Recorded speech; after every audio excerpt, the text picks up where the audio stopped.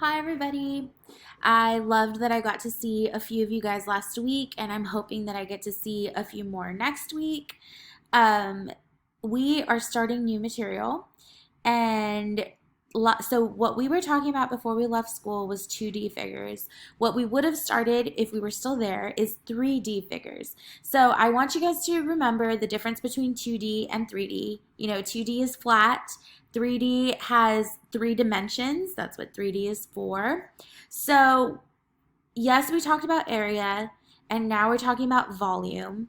And so, what we're working on this week is solving problems involving volume of rectangular prisms, triangular prisms, rectangular pyramids, and triangular pyramids. So we're going to be working on that this week. Everything that I post today won't be due until next Friday, which is April 3rd, and you have till 4 o'clock to post it. And I don't want you guys to feel like you're alone. You can reach out to me just like a lot of people did this week. We can video conference, we can talk by email. Some people weren't able to share their screens with me, so they took screenshots. Some of you guys were really, really creative, and I'm really, really happy about that. I saw some pictures from Snapchat where people were editing on their Snapchat or their Instagram to help them. So you guys use whatever is easiest for you, and I'm here to help support you guys in this, and we're all in it together. So let's talk about volume. Uh, Area is when something is covered. Volume is when something is filled. So if we look at the assignments for this week on volume, let's start with one example. So the example that I have right here is a rectangular prism. It has square bases, right? So this 3 and this 2 go with that base down there. This 4 is a measurement of the height of that entire prism. And so what I want you guys to start with is step 1, your formula, right? And if I'm going to include it here, I'm going to be doing some things in my classroom, in my Google Classroom, like just mixing it up a bit. Not mixing it up, but organizing it for you guys. So this should be easier for you to find, but I'm going to put a link to that formula chart for you guys.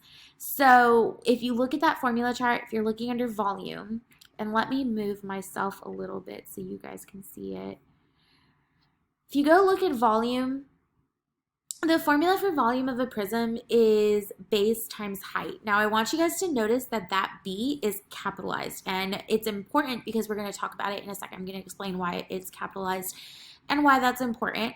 But first you start with your formula. V equals big B times H, right? Okay, pretty easy. Let's talk about big B. Big B, let me move myself. So big B is capitalized because that's the area of the base. So yeah, we're not talking about area anymore. We're talking about volume, but we're still working on area. And that's why it was really important for you guys to master area.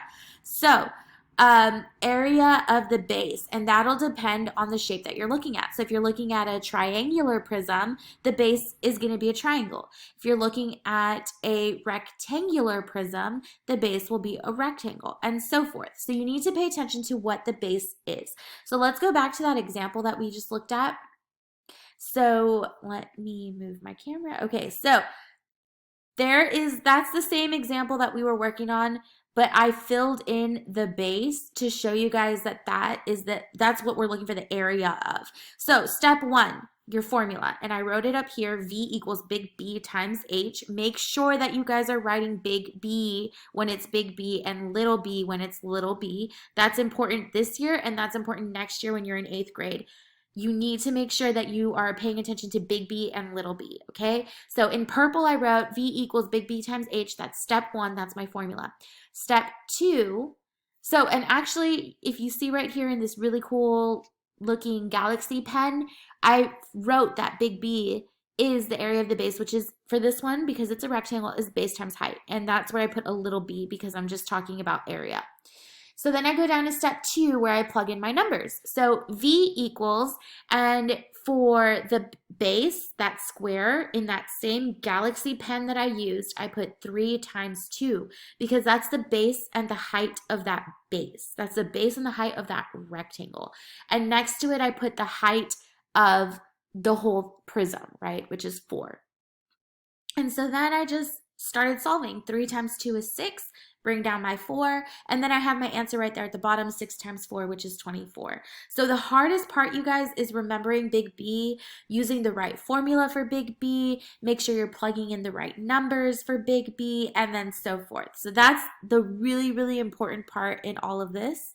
When you are done, so what I'm going to post for you guys are videos, and there's a Google form that goes with it. So you'll watch the video, you'll complete the Google form, and there's like 3. So one is on prisms and one is on pyramids. Like one is rectangular prisms, the other one's triangular prisms, and then the third one is going to be your pyramids.